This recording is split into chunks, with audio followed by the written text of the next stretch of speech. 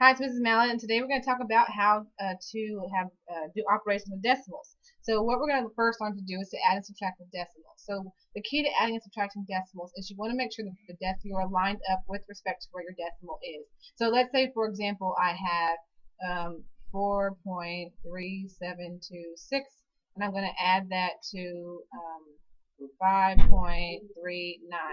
And so the way that this is going to work is that you're going to add your decimals going down. So you can put zeros if you need to and go ahead and add those. So 6 plus 0 is 6.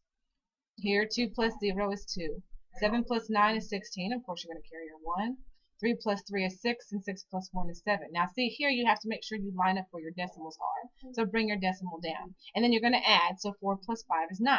So your final answer would be 9.7626.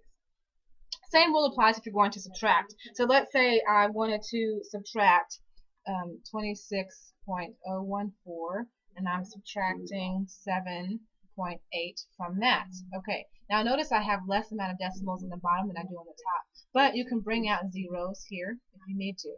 And the reason being is because up top I'm out in here's my tenths, hundredths, my thousandths place, and here I'm only in my tenths place.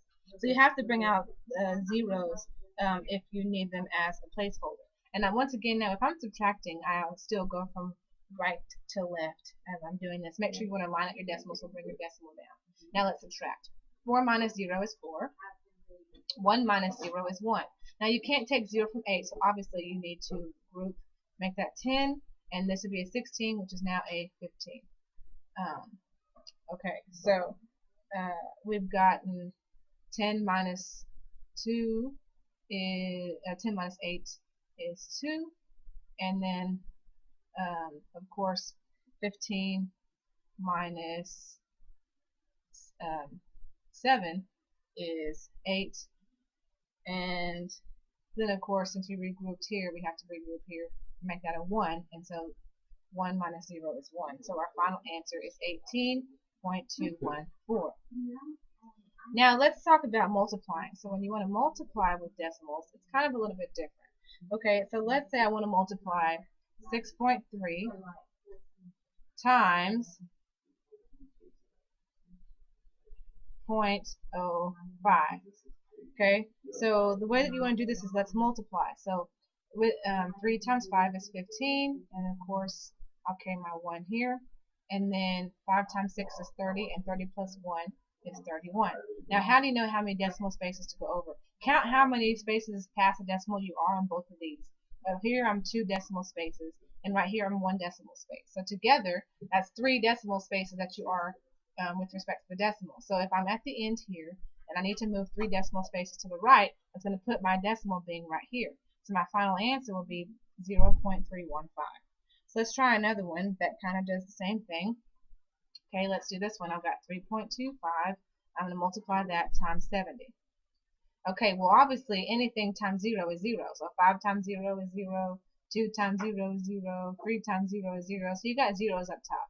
So now let's do everything times a 7. Now in long multiplication, you're probably taught to go ahead and move over a space while you start your next multiplying. So 7 times 5 here is 35. So do 5, then go ahead and put your 3 up here.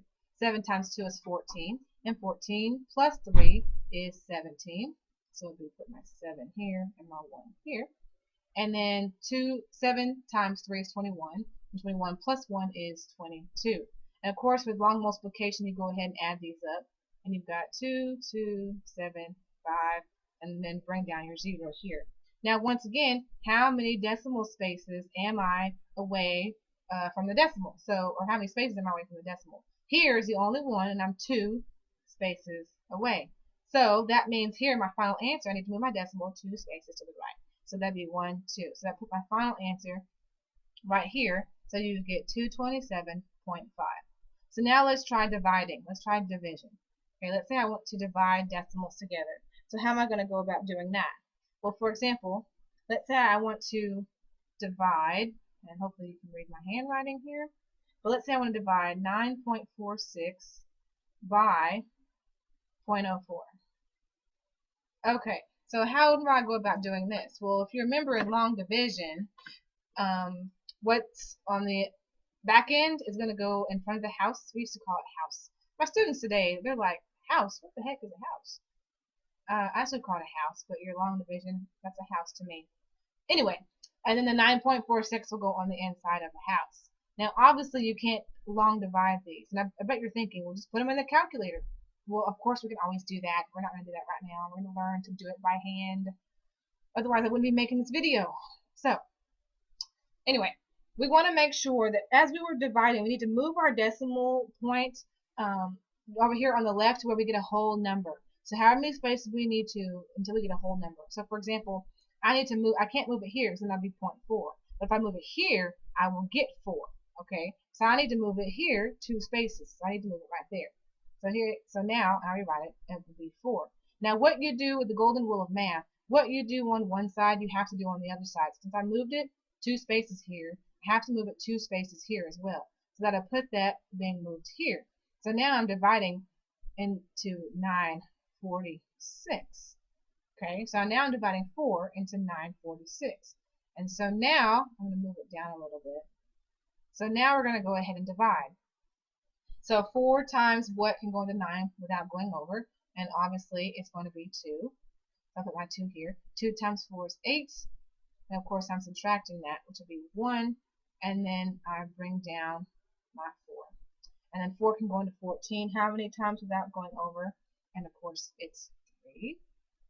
3 times 4 is 12. So I'll subtract 12, which will give me 2.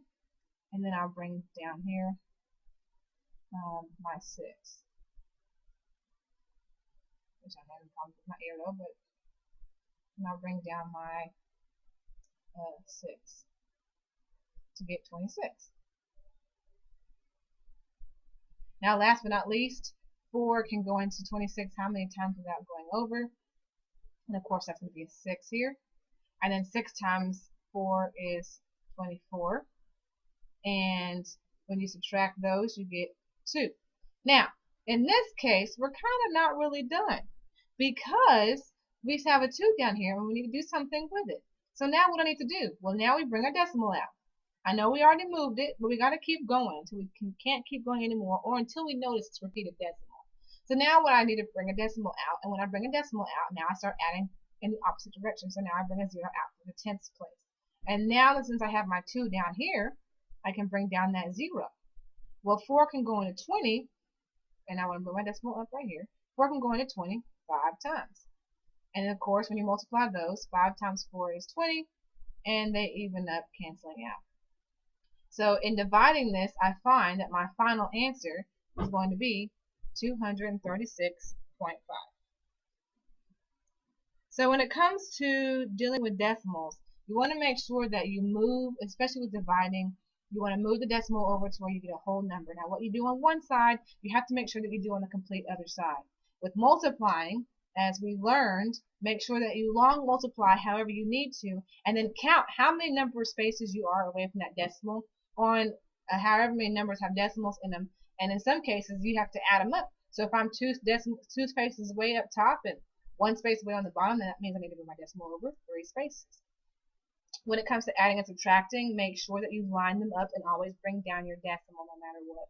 So I hope this video kind of helped you to give you some ideas of operations with decimals. The next video we're going to be talking about is operations with fractions. So hopefully you had fun learning about decimals, and we'll talk about fractions next.